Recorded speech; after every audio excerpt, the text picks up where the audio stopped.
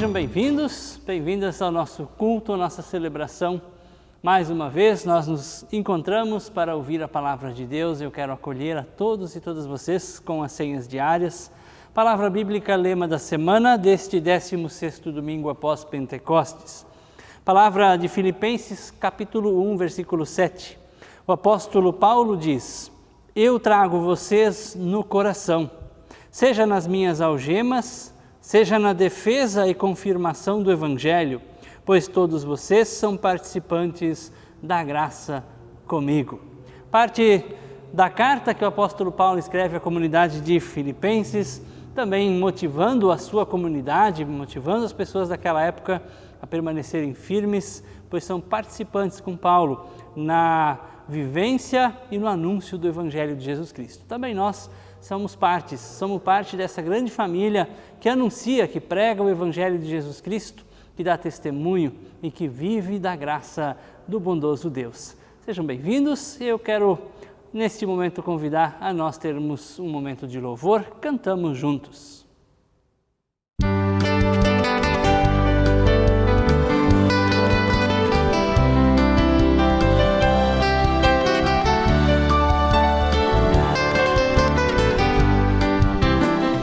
Reunidos aqui, só para louvar ao Senhor, novamente aqui, em união, algo novo há de acontecer, algo bom Deus tem para nós. Reunidos aqui, só para louvar ao Senhor, reunidos aqui, só para louvar ao Senhor, novamente aqui, em união, algo novo há de acontecer, algo bom Deus tem para nós. Reunidos aqui, só para louvar ao Senhor.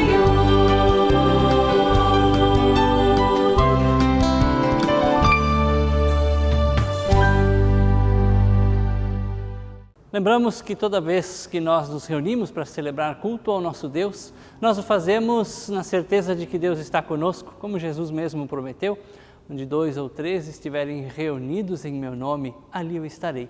Por isso reunimos-nos aqui em nome do Trino Deus, que é Pai, Filho e Espírito Santo. Amém. Vamos orar.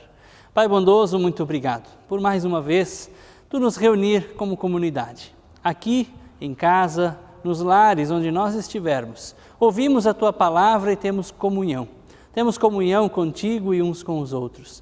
Obrigado, Senhor Deus, que a igreja se estende para além das paredes da construção do templo. Somos igreja, somos Tua família. Obrigado, Senhor Deus, que mais uma vez Tu vens ao nosso encontro com Tua palavra, com Tua graça, com Tua bondade. Pedimos que Tu nos perdoes os erros, pecados, as falhas e os tropeços que temos cometido no decorrer da nossa vida. Lembramos, Senhor Deus, que diante de tantas dores e aflições, muitas vezes nós somos indiferentes. Passamos ao largo, passamos longe, porque queremos evitar de nos envolver com situações difíceis. Perdoa-nos, Senhor Deus, quando deixamos de ser uma voz profética que denuncia o mal, que vai contra toda injustiça. Perdoa-nos, Senhor Deus, quando somos orgulhosos, quando somos gananciosos, ou quando, Senhor Deus, pensamos apenas em nós mesmos. Enfim, Senhor, Tu nos conheces e Tu sabes tudo o que há em nós. Perdoa-nos e purifica-nos por Teu Filho, Jesus Cristo. Pedimos ainda que o Teu Espírito Santo esteja conosco, nos abençoe, nos ilumine e nos capacite no momento em que ouvimos a Tua palavra, no momento em que meditamos acerca do Teu ensino. Que também esta palavra possa crescer e produzir muitos frutos em todos nós. Assim, em nome de Jesus Cristo, Teu Filho amado, oramos, Te louvando e agradecendo. Amém. Também queremos, antes da leitura bíblica, colocar nas mãos de Deus todas as situações de sofrimento e de dor, e em especial lembramos da situação das queimadas que tem tomado conta do nosso estado, do Mato Grosso e de tantos outros lugares. Lembramos de tudo aquilo que tem acontecido à nossa volta e queremos pedir que Deus tenha misericórdia e tenha piedade. Fazemos isso cantando juntos, tem piedade, Senhor. Kyrie eleison.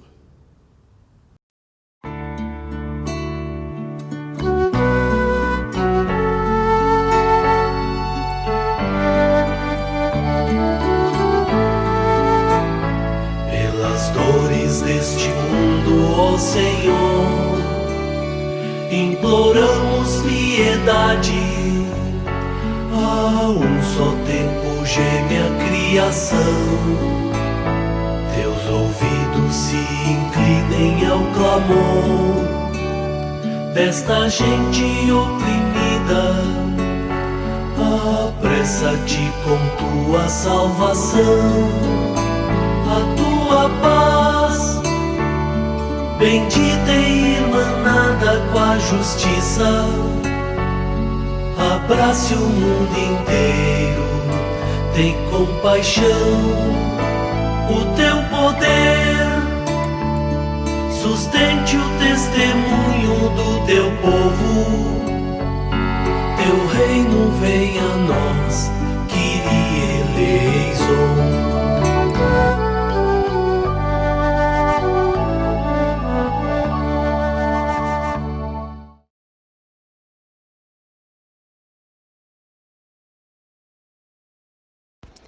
Firmeza e coragem. Agora, o mais importante é que vocês vivam de acordo com o Evangelho de Cristo.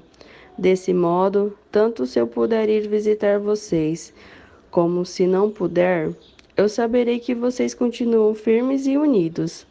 E saberei também que vocês, por meio da fé, que se baseia no Evangelho, estão lutando juntos, com um só desejo. Não tenham medo dos seus inimigos. Sejam sempre corajosos, pois isso será uma prova para eles de que serão derrotados e de que vocês serão vencedores, porque é Deus quem dá a vitória a vocês, pois Ele tem dado a vocês o privilégio de servir a Cristo, não somente crendo nele, mas também sofrendo por Ele. Agora, vocês podem tomar parte comigo na luta.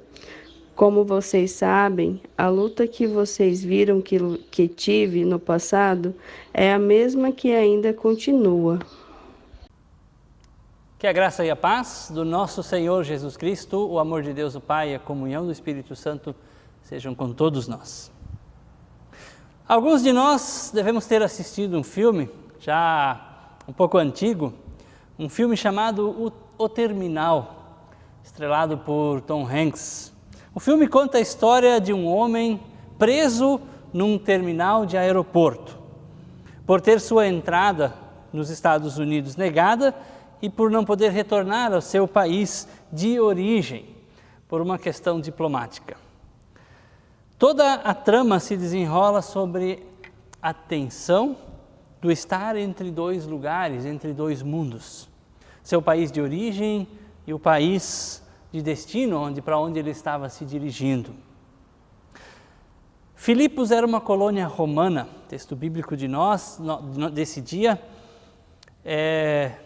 parte da carta que o apóstolo Paulo escreve à comunidade de Filipos. Uma colônia romana, seus cidadãos eram romanos, falavam latim como todos os romanos, vestiam vestimentas romanas, lembravam-se e orgulhavam-se do fato de que, mesmo estando em território grego, eram totalmente romanos. Eles tinham um grande orgulho da sua cidadania romana. Desse modo, o nosso texto incentiva a igreja da época, a comunidade de Filipe, a viver de modo digno de uma outra cidadania, de uma outra realidade.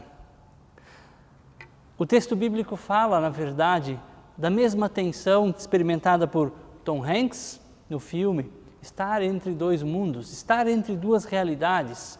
Para a comunidade de Filipe, entre cidadão romano e cidadão do reino de Deus. Nós cristãos vivemos uma tensão parecida no que diz respeito ao fato de termos duas cidadanias. Somos brasileiros.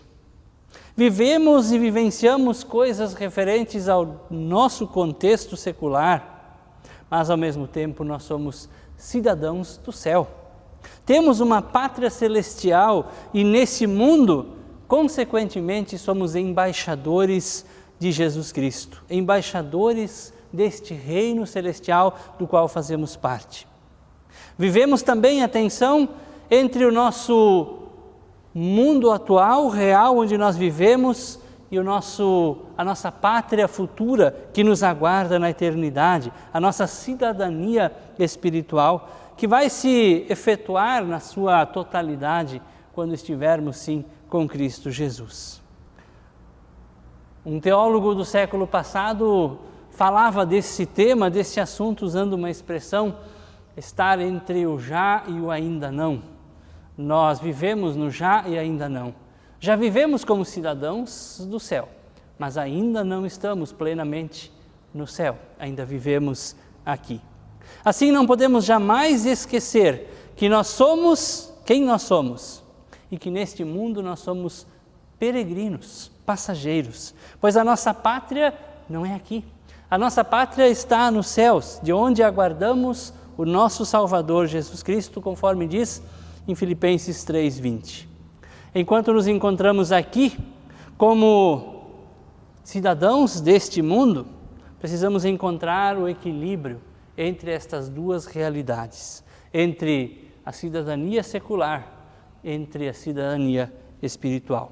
Como lidar com esses conflitos? Como lidar com essas duas realidades que nós experimentamos simultaneamente e que muitas vezes são contraditórias? Paulo dá umas dicas no texto que nós ouvimos. Ele diz no versículo 27, vivam a missão, vivam o Evangelho, vivam como cidadãos do reino. A expressão utilizada pelo apóstolo Paulo, que foi traduzida como vivei, tem na íntegra o sentido aqui de se colocarem como cidadãos, de se portarem e de viverem como cidadãos. Ele já havia falado muitas coisas nesse capítulo, mas chama a atenção aqui para algo sobremodo importante. Acima de tudo, diz Paulo. O incentivo de Paulo parte não de uma teoria, mas do fato de que ele mesmo vivia de modo digno do Evangelho. A causa do Evangelho foi sempre central para Paulo, ou seja, a cidadania dele, a cidadania do reino dos céus, era o que fundamentava, orientava e capacitava Paulo no seu agir. Ele não se importava em ter passado privações, perseguições, desde que tudo isso tenha contribuído para que o Evangelho, o anúncio desse novo reino fosse anunciado. Paulo não se preocupava com os invejosos, com aqueles que queriam derrubar ele, queriam tirar ele do caminho, desde que ele pudesse pregar, anunciar a Cristo. O importante para ele é que o Evangelho do Reino fosse anunciado. O presente era Cristo, a sua vida era Cristo, e fazer a vontade e fazer com que Cristo fosse conhecido era o alvo, era o objetivo, era a missão de Paulo. Paulo entende toda a sua história, tanto no passado, quanto no presente, quanto no seu futuro, à luz da mensagem do Evangelho de Jesus Cristo. E assim como Paulo, cada um de nós possa cumprir a sua missão como cidadão do reino de Deus. Que vivamos de modo digno do Evangelho que é anunciado e que nós ouvimos e que nós carregamos como fundamento da nossa fé. Entendamos a centralidade da mensagem da cruz de Cristo como orientação única e certa para a nossa vida. No segundo momento, nos versículos 27 e 28, Paulo fala de uma estratégia. Como é que nós podemos viver entre duas realidades? Entre a realidade secular e a realidade celestial. Entre a cidadania terrena e a cidadania espiritual. Paulo ensina, dá uma dica, uma pista importante para os seus leitores, para os cristãos da cidade de Filipe, baseado no que Jesus diz em João 13, novo mandamento vos dou, que vos ameis uns aos outros, assim como eu vos amei, que também vocês amem uns aos outros. Nisto conhecerão todos que vocês são meus discípulos, se tiverem amor uns pelos outros. Paulo diz, vivam em união. Jesus Cristo diz: amem uns aos outros. É assim que as pessoas vão reconhecer que nós somos do reino celestial, que nós não pertencemos a essa realidade, que nós estamos de passagem. O apóstolo Paulo sabia muito bem que uma igreja só poderia ser vitoriosa nesta tarefa, nesta missão de anunciar o Evangelho, se vivesse em unidade.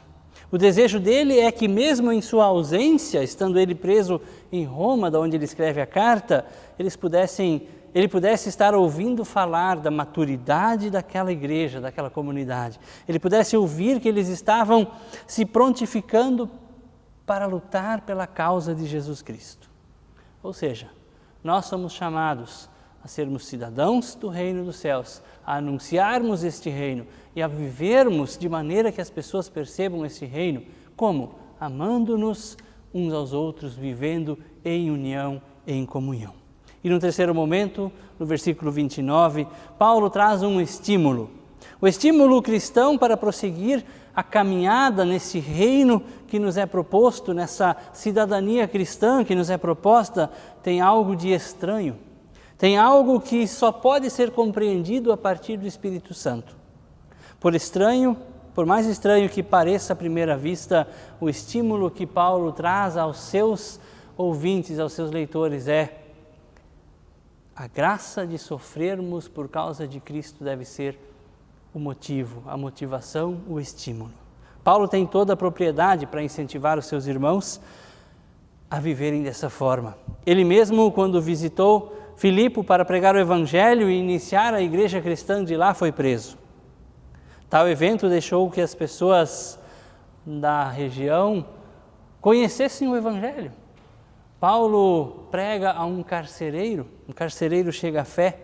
3 pessoas da cidade de Filipe ouvem a pregação de Paulo e se convertem. E a partir deles inicia essa comunidade. Paulo sofre por causa de Cristo e Paulo se alegra por causa de Cristo. Paulo sabe que é o sofrimento que ele está vivendo, que esse sofrimento que ele está vivendo não é em vão, não é à toa. Importa viver nesse mundo de modo que a vida, o exemplo e o ensinamento, a morte e a ressurreição de Jesus Cristo sejam algo valioso e precioso para nós. Que seja algo capaz de nos dar sentido para a vida, trazer consolo nos momentos de aflição, segurança e esperança quando estamos desanimados, mas também motivação e inspiração para o nosso modo de vida, como cidadãos de 2 reinos, cidadãos que pertencem, acima de tudo, ao reino dos céus. A missão dos filipenses é também nossa missão.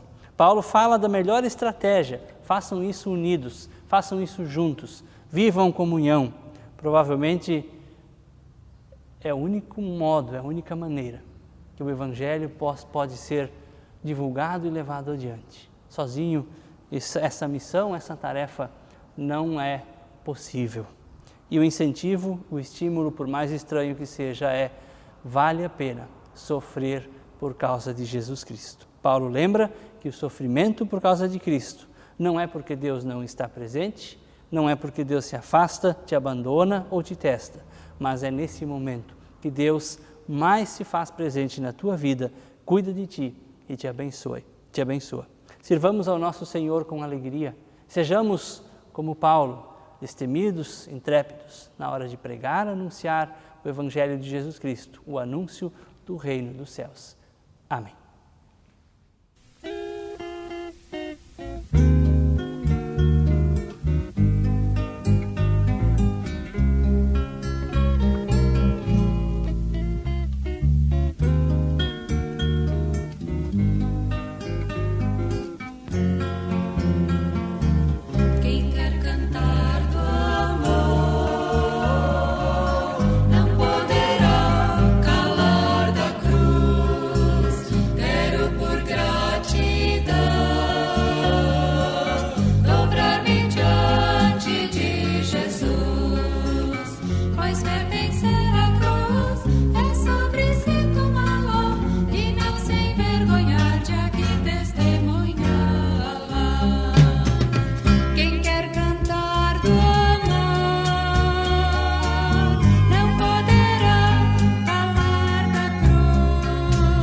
Jesus morreu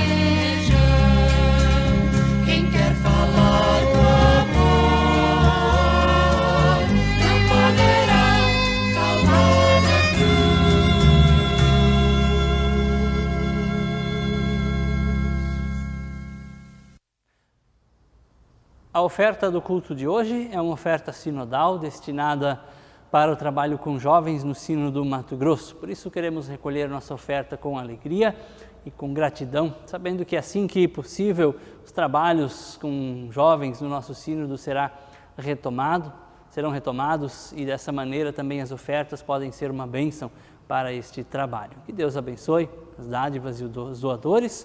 Seguimos fazendo como estamos habituados, colocando em nosso envelope e com a data desse final de semana entregando posteriormente à secretaria.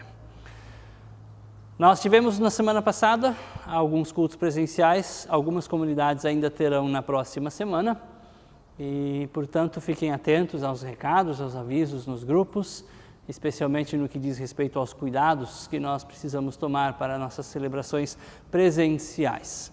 Então, quero desde já agradecer a todos que se empenharam e trabalharam para que fosse possível esse primeiro encontro presencial e fazemos votos que assim também, em segurança, a gente possa ter novos encontros em breve.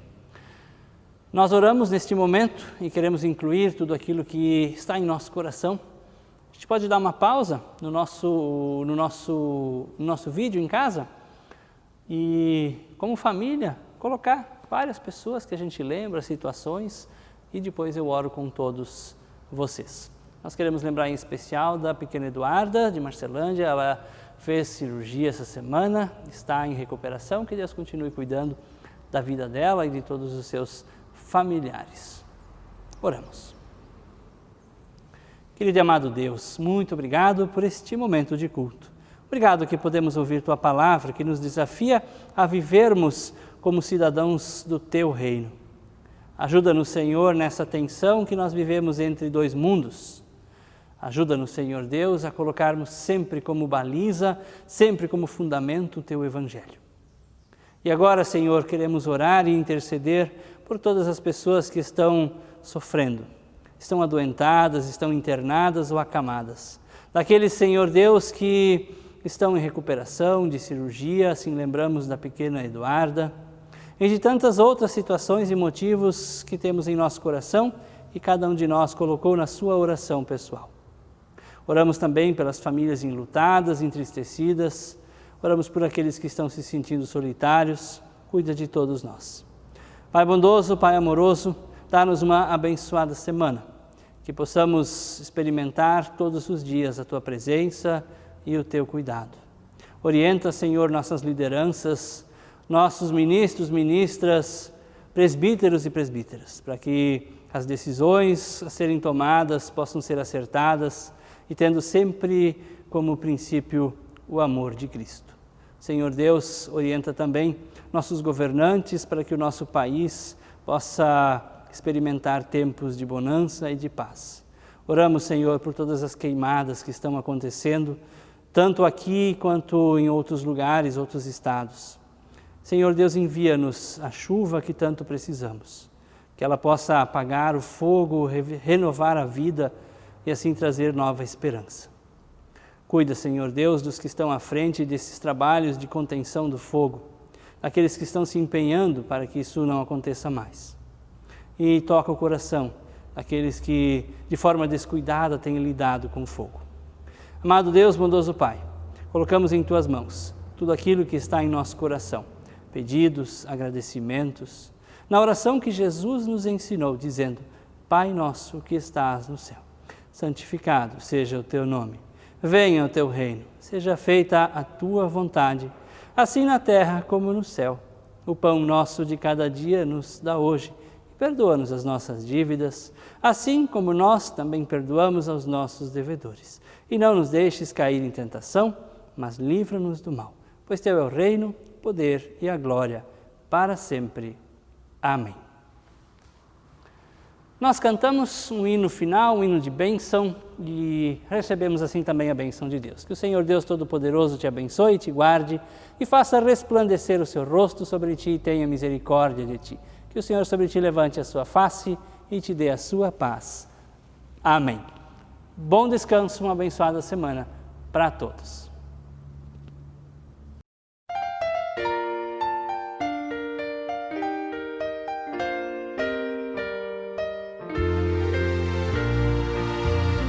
Por tua